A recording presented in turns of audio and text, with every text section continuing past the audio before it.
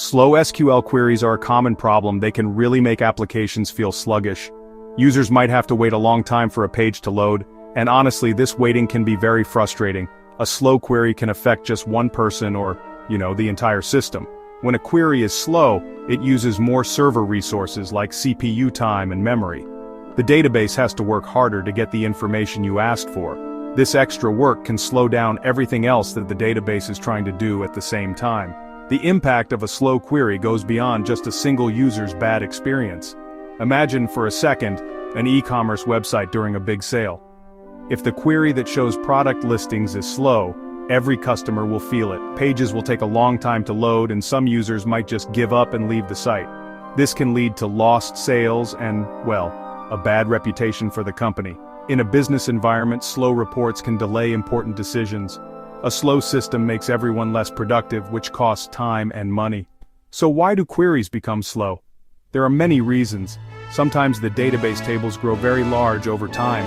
A query that was fast with 1,000 rows can become very slow with 1 million rows.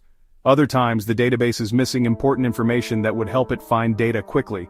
This missing information is often an index. It's kind of like trying to find a topic in a book without an index page. You have to scan every single page. Before you can fix a slow query, you must find it. You need to identify which specific SQL statements are causing the problem. Most database systems provide tools to help you with this task. These tools can log queries that take longer than a certain amount of time to run. For example, in MySQL you can enable the slow query log. This log will record any query that takes more than a specified number of seconds to execute. Another powerful tool is the activity or process monitor. In SQL Server you can use the activity monitor. In MySQL you can run the show full process list command. These tools show you what queries are currently running on the database server. You can see how long each query has been running. If you see a query that has been running for a very long time, it's likely a candidate for optimization. Looking at logs and active processes is a great starting point, but sometimes you need more detail. Profiling tools can give you that detail. These tools analyze the performance of your queries and show you where the bottlenecks are. Remember to be systematic in your approach. Keep a record of the slow queries you find. Finding the slow query is half the battle won.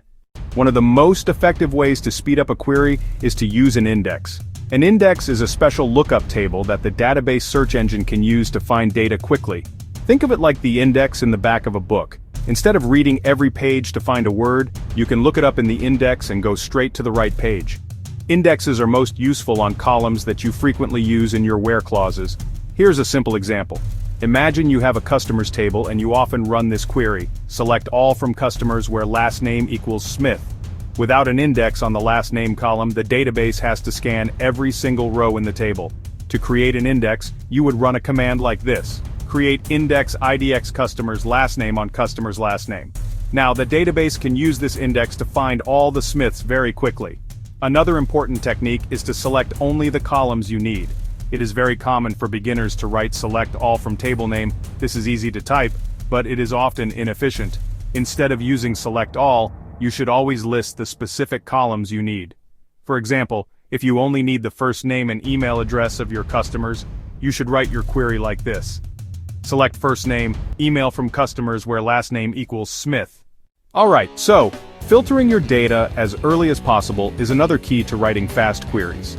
This means using the where clause effectively to reduce the number of rows that need to be processed by the rest of the query. When you join multiple tables, the database has to do a lot of work. If you can filter the rows from each table before they are joined, the total amount of work is much smaller. For example, consider a query that joins an orders table with an order details table. Let's say you only want orders from the last month that have a quantity greater than 10.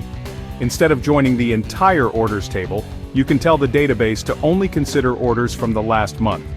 Rewriting joins can also lead to significant performance gains. The order in which you join tables matters. It's generally best to start with the table that will return the fewest rows after filtering. Finally, try to avoid complex subqueries, especially in the where clause. A subquery is a query nested inside another query. In some cases, the database might have to run the inner query once for every single row of the outer query. Often you can rewrite a query that uses a subquery to use a join instead. joins are usually much more efficient because the database optimizer is very good at figuring out the best way to join tables. So, to truly understand why a query is slow, you need to look at its execution plan. An execution plan is the step-by-step recipe that the database follows to run your query. It shows you how the database intends to access the tables, what join methods it will use, and in what order it will perform the operations. Most database systems allow you to view the execution plan for any query. When you look at an execution plan, you will see a lot of information. At first, it can seem overwhelming, but you should focus on a few key things. Look for operations like full table scan or table access full. This tells you that the database is reading every single row in a table. If this is happening on a large table, it's a big red flag. An ideal plan will use an index scan or index seek to find data quickly. The plan will also show you the estimated number of rows that will be processed at each step. If you see that the database expects to process millions of rows, you know that part of the query is expensive. Learning to read execution plans is a skill that takes practice, but it's honestly one of the most powerful skills you can have for optimizing SQL queries. Making query optimization a regular part of your development process will result in faster applications, happier users, and a more efficient database for everyone.